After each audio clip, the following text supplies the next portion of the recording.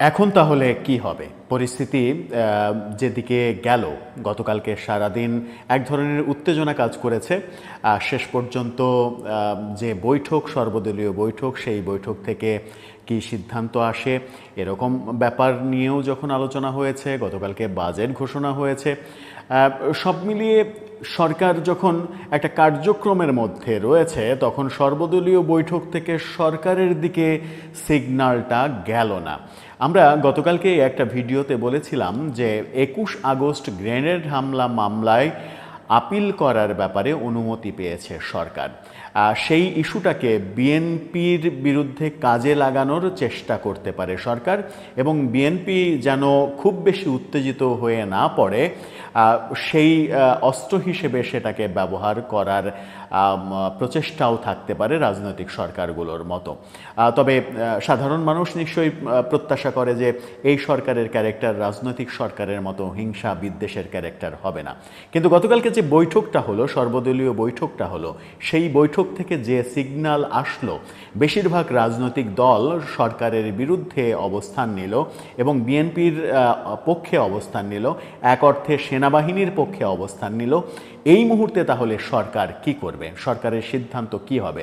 সরকার কি তার সিদ্ধান্ত পরিবর্তন করবে, নাকি সংখ্যাতত্ত্বের বিচারেও যখন সরকার হেরে যাচ্ছে তখনও সরকার এক ধরনের গায়ের জোরেই নিজেদের যে সিদ্ধান্ত, অর্থাৎ এনসিপির স্বার্থে যে সিদ্ধান্ত, সেই সিদ্ধান্ত বাস্তবায়নের দিকেই যাবে? তাহলে কি সরকারের জন্য বড় ঝুঁকি হয়ে যাবে না সেটা? সেই আলোচনাই করবে এই ভিডিওতে। থাকবেন পলিটিক্স টিভির নিয়মিত আয়োজনে।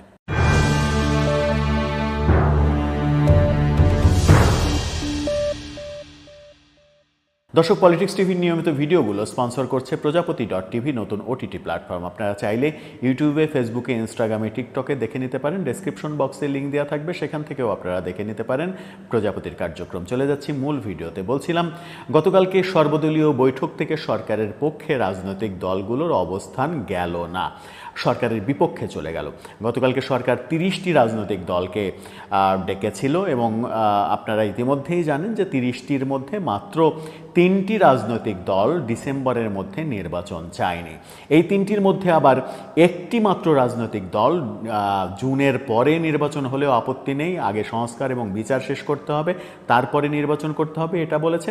সেই দলটা যে এনসিপি, সেটা তো আর বলার অপেক্ষা রাখে না। আর একটা দল বলেছে ফেব্রুয়ারির নাগাদ নির্বাচন হতে পারে, তারপরে নির্বাচন গেলে আবহাওয়া, ঈদ সংক্রান্ত জটিলতা হবে। সেই দলটা যে জামাত ইসলাম, সেটাও অনুমান করা যায়। তাহলে আর একটা দলকে, যে 3টা দলের কথা বলা হচ্ছে, বৈঠক শেষে বিভিন্ন রাজনৈতিক নেতা যে কথা বলেছেন যে বৈঠকে মাত্র 3টি দল ডিসেম্বরে নির্বাচন চায়নি, বাকি সব দলই ডিসেম্বর কিংবা ডিসেম্বরের আগেই নির্বাচন চেয়েছে। তার মানে হচ্ছে স্পষ্ট সরকারের বিরুদ্ধে অবস্থান। 3টি দল কারা চেয়েছে তার দুটোর নাম বলা যায়। কেউই দলগুলোর নাম উচ্চারণ করেনি, কিন্তু এনসিপি এবং জামাত ইসলাম যে এই দুটো দল, সেটা বলা যায়। কিন্তু তৃতীয় দলটা কি এবি পার্টি নাকি ইসলামিক আন্দোলন বাংলাদেশ?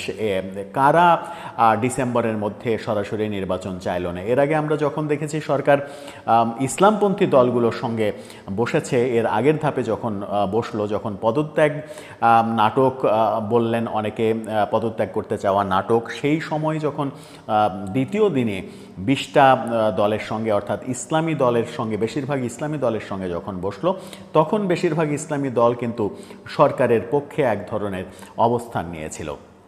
এবার যখন দেখা যাচ্ছে যে সরকার দ্বিতীয় দফায় সংস্কার ইস্যুতে যে আলোচনার জন্য ডাকলো, তখন প্রেক্ষাপটটা আসলে চেঞ্জ হয়ে গেল। 30টা দলকে ডাকলো, 30টা দলের 3টা দলের মাত্র সাপোর্ট পেল ডিসেম্বরের পরে নির্বাচন করার ক্ষেত্রে। তাও আবার একটা দল ফেব্রুয়ারির মধ্যে চাইলো। তার মানে হচ্ছে যে সরকারের যে জুনে নির্বাচন করতে চাওয়ার ইচ্ছা, কিংবা জুনের পরে নির্বাচন করতে চাওয়ার ইচ্ছা, সেই ইচ্ছাই ভাটা পড়ার মতো দৃশ্য আমাদের সামনে এসে হাজির হলো। তাহলে এখন পরিস্থিতি কি হবে? তাহলে পরিস্থিতি কি উল্টে যাবে? সরকার কি ডিসেম্বরের আগেই নির্বাচন দেবে? বিএনপি নেতা সালাউদ্দিন আহমেদ তিনি বলেছেন যে ডিসেম্বরের পরে নির্বাচন করার ক্ষেত্রে একটি কারণও সরকার দেখাতে পারেনি। নুরুল হক নূর বলেছেন যে ডিসেম্বরের মধ্যে সেপ্টেম্বরে নির্বাচনের তফসিল ঘোষণা এবং ডিসেম্বরের নির্বাচন, তাদের দল থেকে এটা বলা হয়েছে। এবং নুরুল হক নূরও স্পষ্ট করে বলেছেন যে 3টি দল মাত্র ডিসেম্বরের পরে নির্বাচনের কথা বলেছে, বাকি সবাই ডিসেম্বর এবং ডিসেম্বরের আগে নির্বাচন চেয়েছে।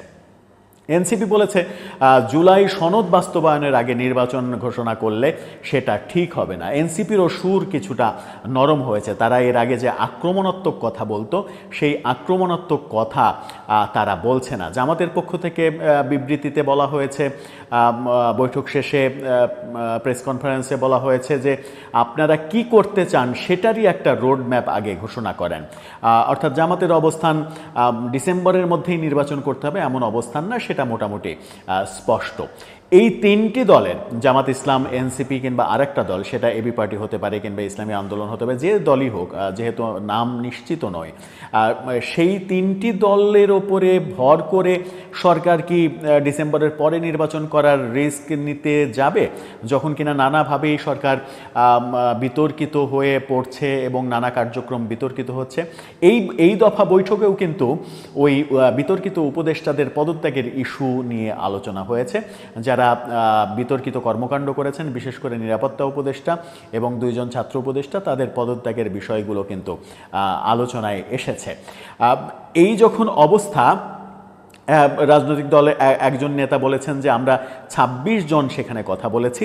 26 জনের মধ্যে যে 26 জন আমরা কথা বলেছি সেখানে, সেই 26 জনের মধ্যে 3 জন শুধু ডিসেম্বরের পরে নির্বাচন হওয়ার, 3 জনের মধ্যে একজন ফেব্রুয়ারিতে নির্বাচন হওয়ার কথা বলেছে, আর বাকি 23 জনই ডিসেম্বর এবং ডিসেম্বরের আগে নির্বাচনের কথা বলেছে। বাকিরা হয় উপস্থিত ছিলেন না কিংবা চুপ ছিলেন, এই হচ্ছে অবস্থা। চুপ থাকাটাও এক ধরনের সম্মতি, সেটাও তো বলা যায়। এখন সম্মতিটা কার পক্ষে, পক্ষে বিপক্ষে যাই হোক, আমি যদি 23টা দলও ধরি, আমি যদি 26টা দল মিটিং করেছে সেটাও ধরি, যে 23টা দল চাচ্ছে নির্বাচন হবে। এর বাইরে তো নিবন্ধিত দল আরও রয়েছে, অনিবন্ধিত দল আরও রয়েছে। বাংলাদেশে নিবন্ধিত দলের সংখ্যায় 49, এবং আমরা গতকালকেই একটা ভিডিও করেছিলাম যে সমকাল একটা পরিসংখ্যান দিয়েছে, সেখানে সেই পরিসংখ্যানে দেখা যাচ্ছে যে মাত্র 4টি দল